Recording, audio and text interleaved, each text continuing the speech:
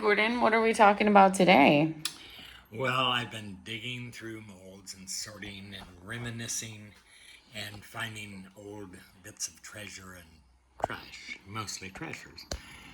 This is a series that never was finished. In fact, there are only two versions of two of the separate initials that this series was going to contain. There's an S that is pierced and an M, which is a solid back, so it's not pierced.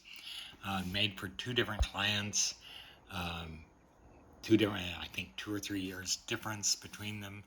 That doesn't really it's not a bad. So this was, 1986. Okay. And this is 1989. And so it wasn't that I couldn't have pierced it out in 1986. It's just that I was working with a client who wanted one form or another. The pierced one is lighter weight. It could work as a pendant. Either could work as a pendant, or they could be mounted as stones in another mounting, in a ring mounting.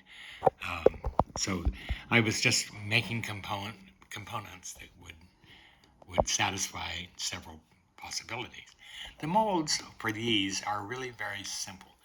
As usual, I start with the sprue, and it's just simply bilaterally divided, easy.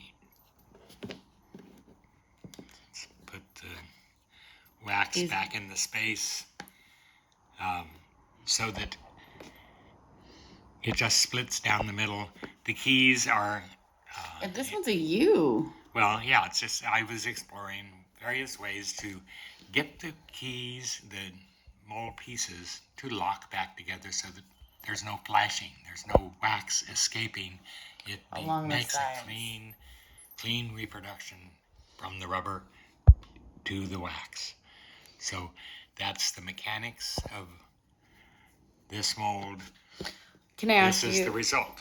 Yes. One question. So when you were cutting this, so when you got to where the S plate was, you sort of had to pull each little piece. That's true. So as I'm splitting the mold with a scalpel in my hand, cutting all the places where that rubber would have joined between each little hole in the pierced piece. Wax.